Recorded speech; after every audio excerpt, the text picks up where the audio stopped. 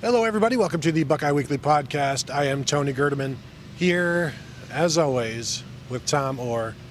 Tom, how's it going? Tony, we just wrapped up what our producer Kevin Noon titled on YouTube the most consequential press conference of the Ryan Day era. And normally something like that would feel like hyperbole, but this kind of felt like, this was when, the first day of whatever was going to happen next for Ohio State and next for Ryan Day's program. So it did kind of feel like that at times. It did, and he talked for about 35 minutes. I'd say 25 of those to 34 of those minutes were about the defense and constant, perhaps a barrage of questions. But it came down to, what are you going to do? What's going to happen? Who's going to be calling the plays? And the answer is something is definitely happening. Some structural changes will be made. What they are, he's not going to say yet. He's still thinking about it. Will somebody new be calling the plays? Maybe. He's not. He says he doesn't know. But everything I got out of this session today makes me think that it's somebody else calling the plays on Saturday, or if not,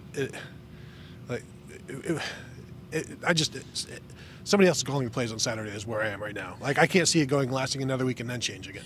Yeah, this was very much a Buffalo-Springfield press conference where something's happening here. What it is ain't exactly clear.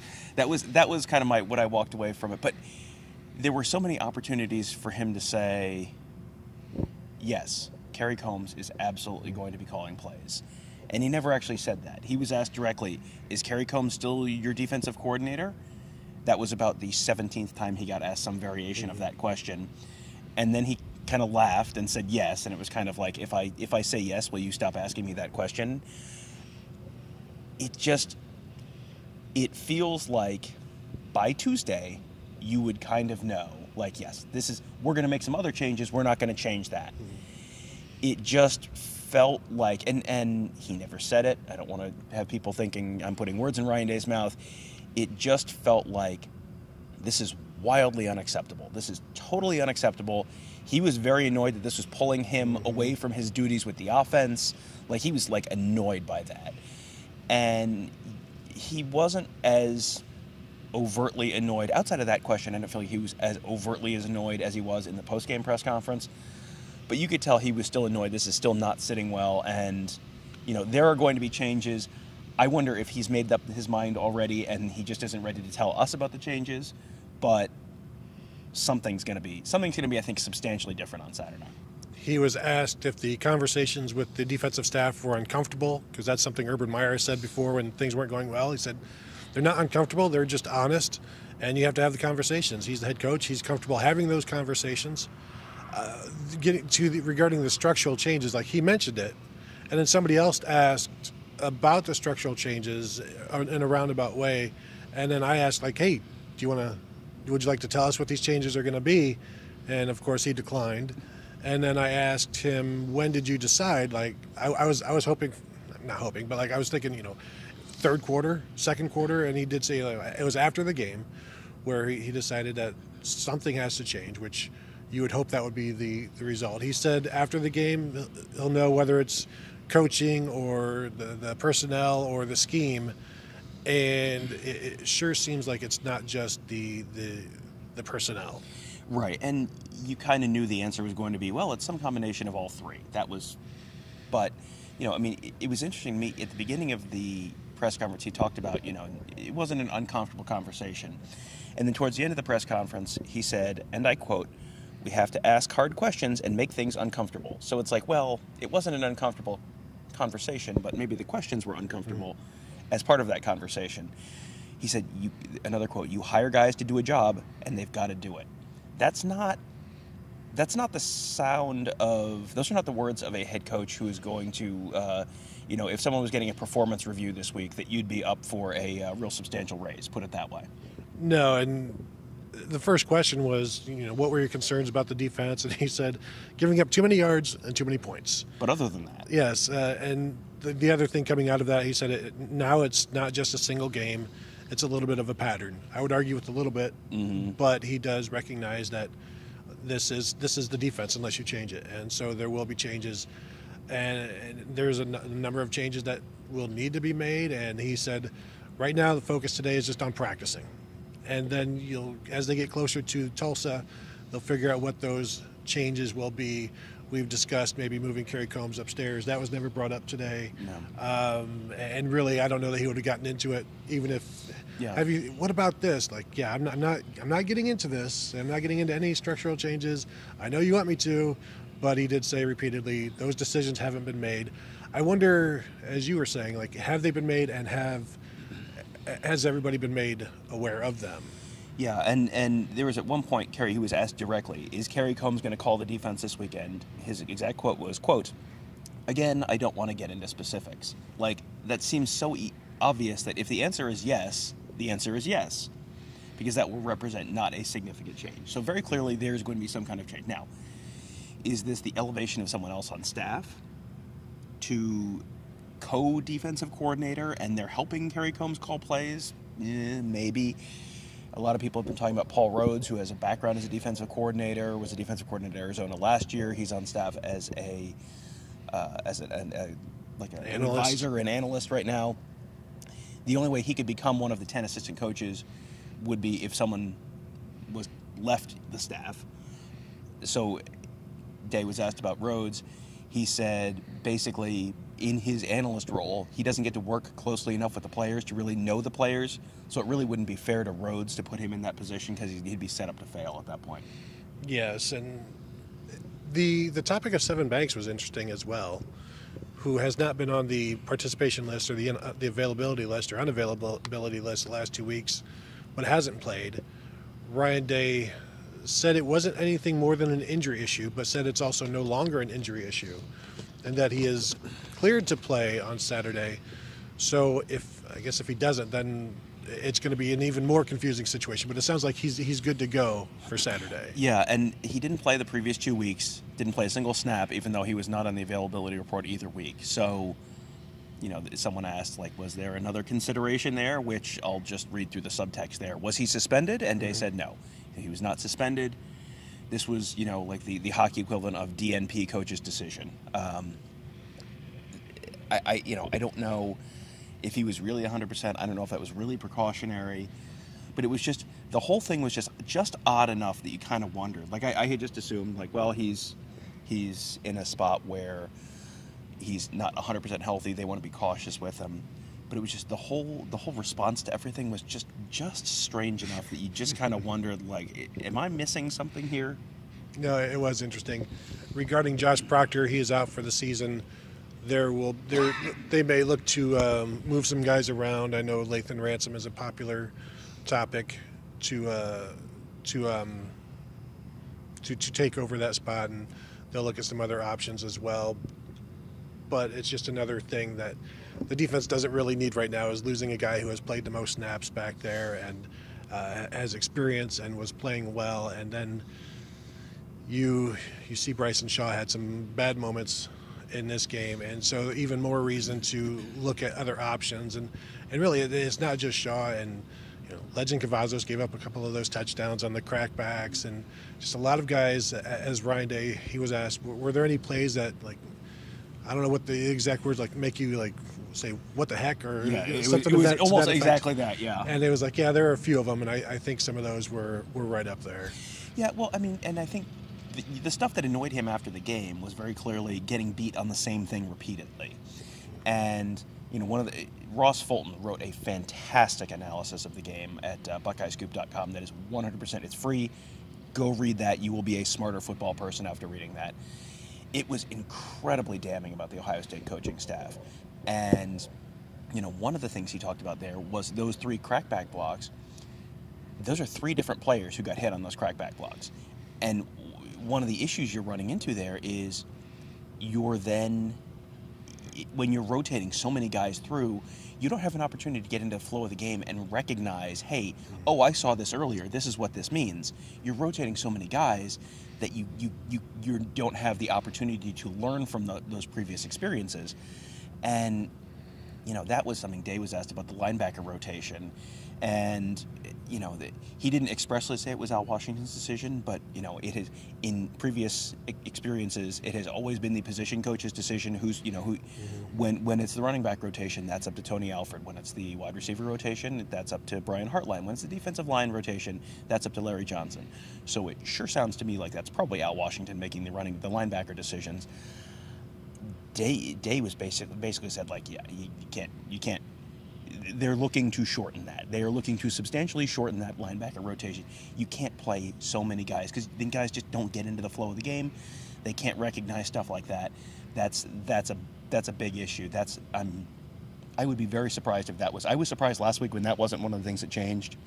I would be exceptionally surprised if that wasn't something that changed this week. Well, and one of the things he said about that was basically, paraphrasing, if guys were playing better, they wouldn't be getting substituted out. Mm-hmm. And I think that's clear. Rewatching the game today, there were a lot of guys who got blocked exceptionally well. Mm-hmm. And the opposite, on the other side, you saw Oregon linebackers making plays in the running game at the line of scrimmage routinely.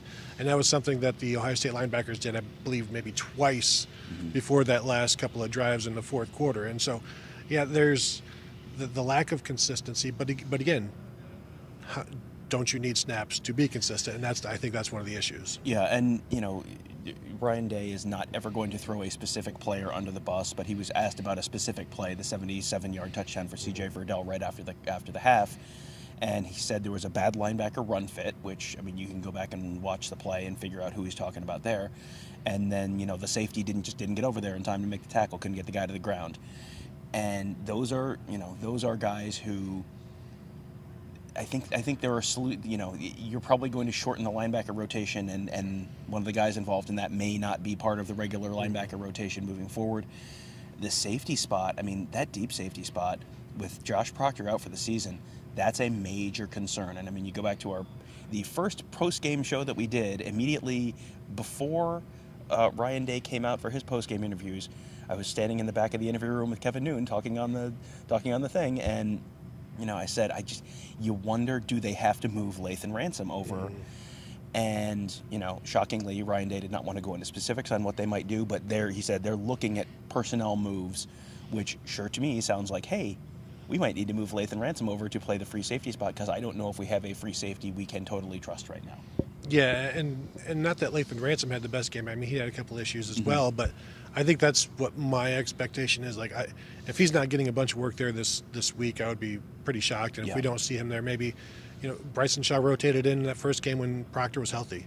Maybe we continue to see a little bit of a rotation until one player takes over, and I'm sure the staff right now, they'll take either, but putting somebody else there means you're hoping that they would step up, and the hope would be at that point that Lathan Ransom or whomever would step up. Marcus Williamson, Marcus Hooker. I mean, those guys have had their opportunities, haven't done as well as you would hope, and so maybe you go with Ransom, who has the trajectory and maybe doesn't have the experience of those guys, but also just the potential is higher with him. And I've seen people mention Ronnie Hickman's name for that spot as well. I wonder about Ronnie Hickman, because Ronnie Hickman seems like he has solved the bullet issue. Like they're very comfortable with him at bullet. If you're moving him from bullet to free safety, those are two very different positions. That may be asking a lot, and you also might be making yourself worse at two positions by doing that. I don't know if that's something they're going to want to do. It's a possibility. It sure sounds like everything's on the table right now. They are, Ryan Day is not willing to tell you this is what we're going to do, but everything he said was basically, we're looking at everything.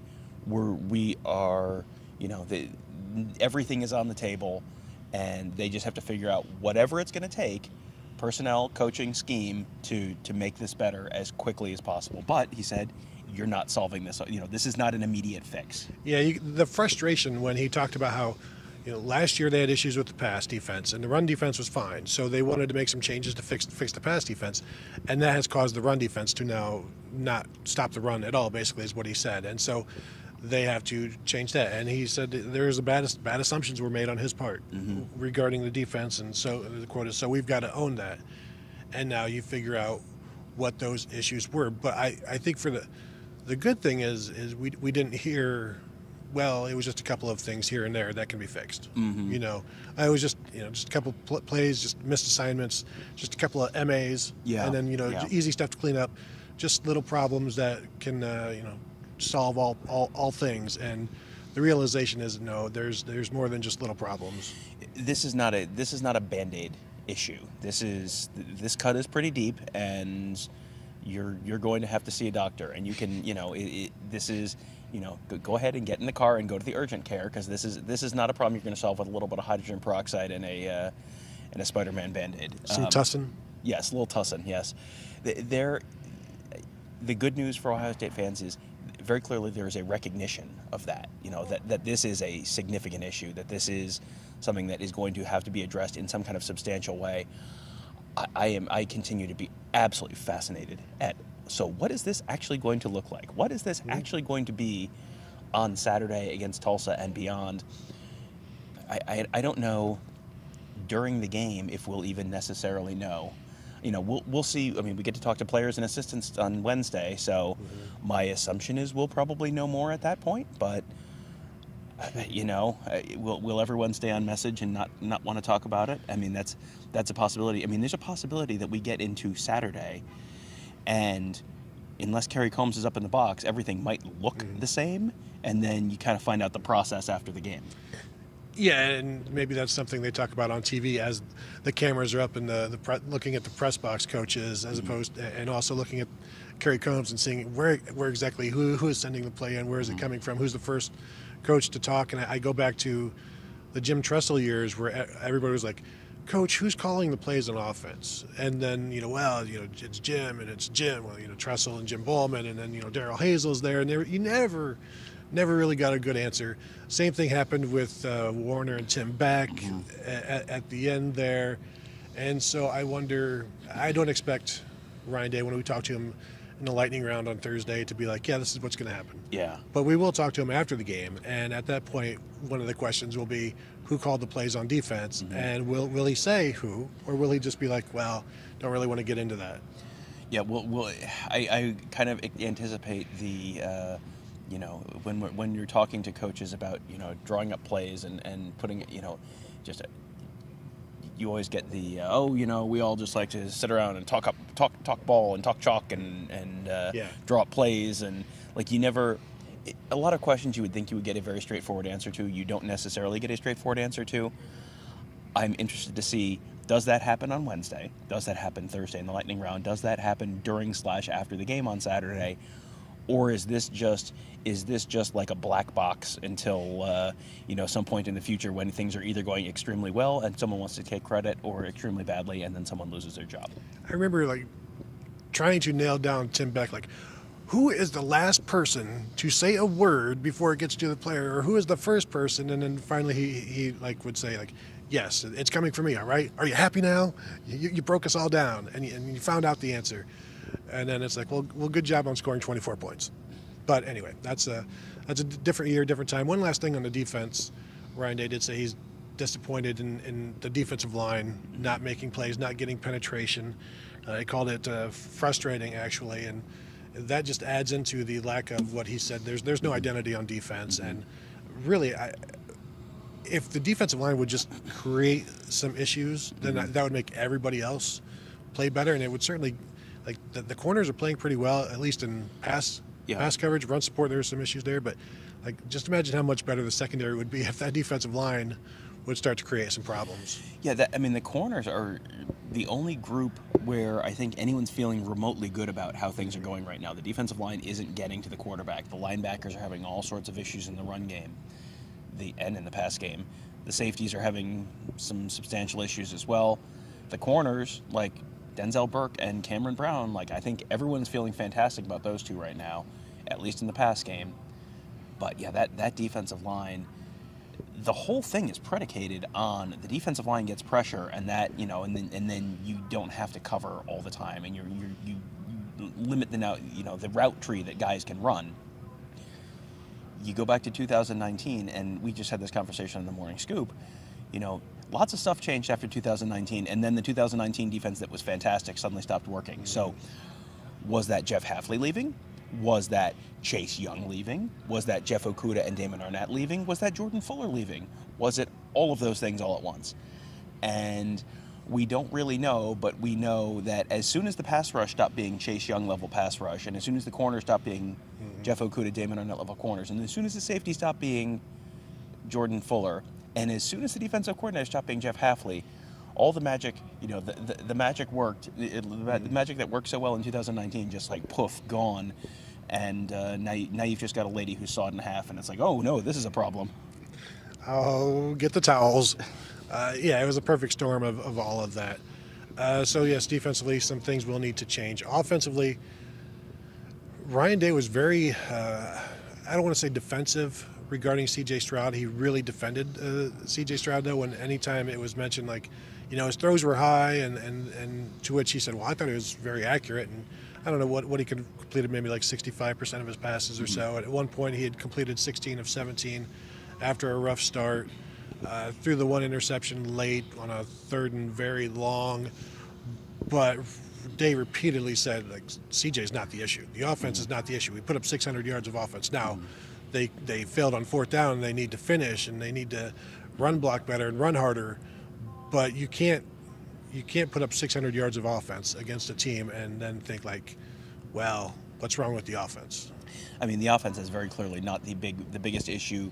And, you go back to that game, and if instead of 2 of 5 on fourth down, you just convert one more of those, it's 35-35. And if you convert 2 more of those and you're 4 or 5 on fourth down, well, then you've won the game 42-35, and everyone goes, wow, that was an exciting game, and the best thing about being 2-0 is the opportunity to go 3-0, and you're having that whole week instead. And it was just 2 plays, and there was one where Chris Olave thought he got interfered with in the end zone, and you get a flag there, and boom, that changes everything. Targeting at the end of the game? Targeting at the end of the game, yes, that could have been a targeting call at the end of the game. I mean, there's a bunch of that stuff, and you had a couple really poorly timed penalties. I mean, Thayer Munford got called for holding that people wondered, people looked at that and went, yeah, you could call that on pretty much any play of the game. And that negated a big run by C.J. Stroud and put the Buckeyes way behind the chains, and then they couldn't convert on that drive. There's just a bunch of little stuff. So, I mean, I'm with Ryan Day in that this is not on C.J. Stroud. But also, you have to kind of look at C.J. Stroud and figure out, okay, is the ball sailing, is that a mechanical issue? Is that a nerves issue? Is that something else? Because ultimately, there will be a game they need him to win, and you need to be on target. But, on the list of issues with Ohio State right now, C.J. Stroud is near the bottom, I would say. Yeah, and what Day also said about the running game is, when asked, are you going to maybe incorporate CJ more into the running game because he can run, and said, well, they'll do a little bit more of that, but ultimately the running backs have to break tackles and make guys miss and run the ball, and the offensive line has to run block. And so there's still some issues there, and I thought Day did a good job of explaining the issues with the offensive line right now, and that these 5 guys have never played together in this semblance, Tom, that works? Semblance. Depends on how you feel about the English language. I'm fine with it. We have an open relationship. Tony in the English language, not Tony and I, just to be clear. Thank you, Tom. Thank you for that clarification. But these guys haven't played together. This is their second game of playing together. They're facing different fronts each time, facing different attacks. So they have nothing to go back on in terms of, I remember when this happened previously, we did this. And so that takes some time to build that chemistry, even though you have these 5 very, very talented players. And so that's probably going to be an issue that maybe gets settled towards the middle of the Big Ten football season, which is right when it needs to be, even though they've already lost this game. But again, I don't know how much you want to put it on the offensive line when the defense is getting torched like that. But the offense could have done more to win the game. But the offensive line will get better. They'll continue to, Tom, I think they're going to continue to feature Mayan Williams and Travion Henderson, even though that was not a subject today. But I expect those 2 guys to continue to be involved. I think there's almost no question that those 2 are going to be the running backs and the offensive line as things kind of continue to gel. Like, this is a 4-week period where, these guys have not played together a lot because these are, they just moved the Nick Petit-Frere to left tackle, and Thayer Munford to left guard, and DeJuan Jones to right tackle. That only started midway through fall camp. So these guys are less than a month in, and Harry Miller was there for a bunch of it, and now Harry Miller's not there. And so you're really, those 5 guys working together, that's really a new thing. You're going to have a lot, a significant percentage increase in your amount of reps together a month from now when you're through the next 4 games that are kind of, they're not gimmies, but Ohio State should win all 4 of these comfortably. And then by the time you get to Indiana, that problem maybe has solved itself. Another thing that was very interesting to me was Day was asked about Harry Miller and when he might return. And his exact quote, the entirety of his answer was, quote, "He's been unavailable." That is both an answer and also not an answer. And it doesn't suggest to me anything imminent. So, Luke Whippler may just be the starter at center for the rest of this year for Ohio State or for a substantial portion of the year. And if you get into November or late October and it's still Luke Whippler and you've had this time to gel now together, maybe Luke Whippler just becomes the guy who is the starting center at Ohio State because they've played together so much now and they've gelled together so much that Miller has not had an opportunity to do. Yeah, if you're gone for a long period of time, it's going to be hard to just step right in, especially as you said, that line is finally coming together. They also said they will be playing more receivers. They just really haven't had an opportunity at this point because the games have been so close. We mentioned after the game, like Marvin Harrison came in after Garrett Wilson's long touchdown pass attempt there at the end, and that was about the only time I saw him. Julian Fleming had a couple of plays. He had a catch. I don't know that I saw Emeka Egbuka other than the kickoff returns, but they'll get those guys involved more, mostly because the schedule is going to be much easier for a little while, and that's where they can figure some stuff out, change whatever they want to do, get more guys involved, maybe get a look at Kyle McCord. Although when Day was asked, were you thinking about maybe pulling Stroud, and like you could just see almost a level of disgust at the question, or dismissal, some eye rolling that it's like no, there's no thought about that. And again, he was very, very, CJ is playing well, and again, it's the second career game, so you're not gonna. Threw for almost a school record yardage, so he's not the issue. There are plenty of other issues, and now Tom will see how well those issues have been addressed. The thing is, though, they are being addressed, and it's not just, as I said before, well, it's just a minor tweak is all it needs. Yeah, there is change in the air in this building right now, and it's just a matter of there's a million different things you could tweak. They could shorten the lineup, they could change the lineup. They can change, you can make some degree of change with the scheme. You can make changes to the mechanics of how the plays get called, who is making those decisions. It's going to be some combination of those. It may be some combination of all 3 of those, but it's going to be fascinating to see how different things actually look this weekend, because that was an uncharacteristically bad performance. It was, it was not Ohio State just getting gashed through the air like you saw last year. This was Ohio State defense. It was always just kind of like a given. Like, well, yes, they have good enough players that obviously they'll stop the run, and then it's just a matter of, can the other team pass against them? When was the last time a team just ran over Ohio State? Maryland in 2018. Right, and it's the same issues. And it's the same issues, and you had a defensive coordinator change not long after that game. So. And the person who made that change was Ryan Day, because Greg Schiano was not retained on the staff. So Day saw it back then. It's going to be interesting to see whether he chooses to do the same thing at this point or, make some variation of that change. What a fascinating week this is going to be. It will be. I'm reminded of Charlie Weiss when he took over Notre Dame and said that Notre Dame will, because of him, will have a decided schematic advantage. Watching the Ohio State defense this season, there's been a decided schematic disadvantage that will now be addressed, and that doesn't guarantee success, but at least Ryan Day recognizes there is an issue, and once you start talking about structural changes, that's significant, and so we'll see what that means, if we'll even recognize it. I kind of feel like there'll be some big changes right away, and we'll see it, we'll know it. and then we will talk about it more. I do expect something significant. Well, I mean, Day being more involved in the defensive process tells me, you got your boss sitting over your shoulder. You can't just kind of like, well,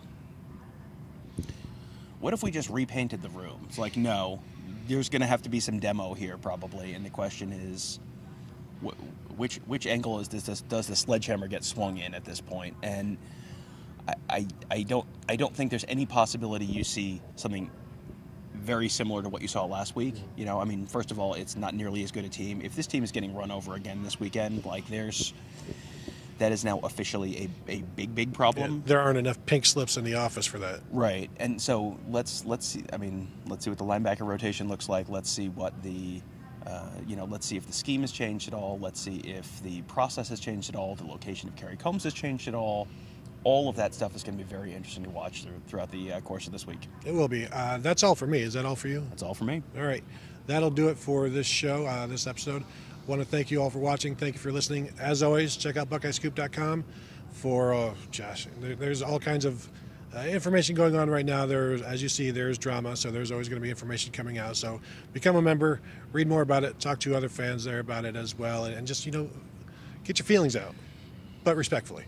Also, you can find us at youtube.com/BuckeyeScoop for all kinds of videos, podcasts, interview sessions, live streams like we had today with Ryan Day, all that good stuff. So find that there. Thank you all for watching and listening, and we will talk to you later.